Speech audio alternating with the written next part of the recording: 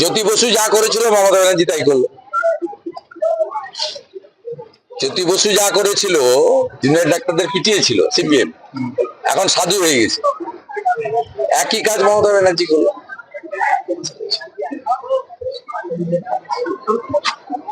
স্বৈরতন্ত্রের বহিঃপ্রকাশ আমরা নিন্দা করছি এবং জুনিয়র ডাক্তারদের বলছি আন্দোলন তীব্র করুন, তীব্র করুন, আর এই সেকু মাকু ছেড়ে রাষ্ট্রবাদীদের নিয়ে আন্দোলন করুন, আমরা আছি।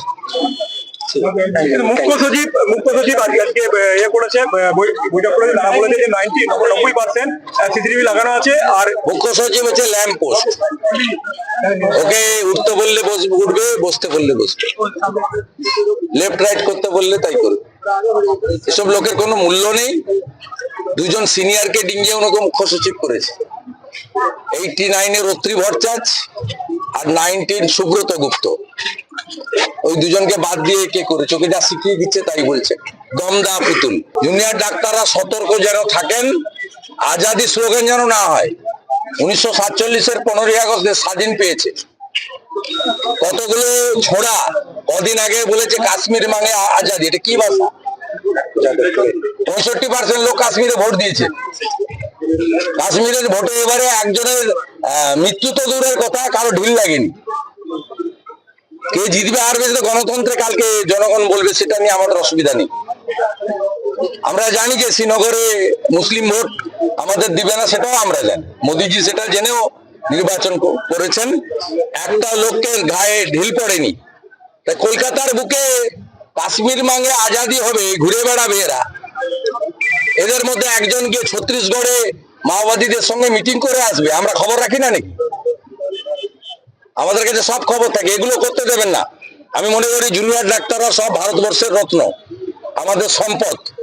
আপনাদের সব আন্দোলনে নৈতিক সমর্থন আছে আমাদের। আপনারা ঝান্ডা ছাড়া আন্দোলন করছেন, আপনাদের 8 দফাতে আমাদের পূর্ণ সমর্থন আছে, আর একটা দফা ইনক্লুড করুন। আমাদের বনের যা বিচার চাই ওইটাকে ইনক্লুড করুন, 9 দফা করুন।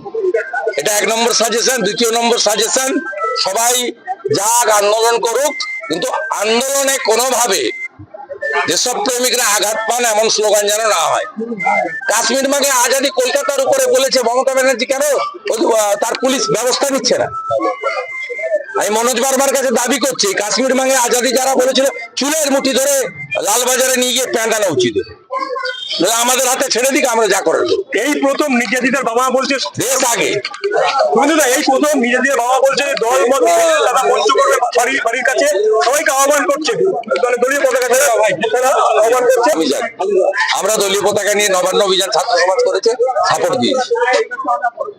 আমাদের পার্টি স্ট্যান্ড ক্লিয়ার, বিজেপির পতাকা নিয়েও লড়াই হয়েছে, আর যেখানে পতাকা ছাড়া লড়াই করবেন সেখানে আমরা থাকবো। সিপিএম থেকে সতর্ক থাকতে হবে। সিপিএম এর কেরালার ওয়ানাড়ে বন্যা হলে সিপিএম এখানে চাঁদা তুলতে বেরোয়, আর ঘাটাল, আরামবাগ, খানাকুল ভাসলে সিপিএম কে পাওয়া যায় না। সিপিএম মিছিল করে আমার নাম তোমার নাম ভিয়েতনাম ভিয়েতনাম, কিন্তু যখন বাংলাদেশে 596টা হিন্দু মন্দির ভাঙে তখন সিপিএম কে দেখতে পাওয়া যায় না। বাংলাদেশে সবগুলো পুজো মণ্ডপে আর্মি আর সেনা দিয়ে পাহারা দিতে হচ্ছে, সিপিএম কে প্রতিবাদ করতে দেখতে পাওয়া যায় না। মমিনপুর, ইকবালপুরে লক্ষ্মী পূজার দিন যখন হিন্দুদের উপর হামলা হয় সিপিএম থাকে না। শিবপুরে যখন রামনবমীর মিছিলে ঢিল পড়ে, বোম পড়ে, সিপিএম তখন বেরোয় না। আর অন্য সবাই ইনসাফ মিছিল হয়।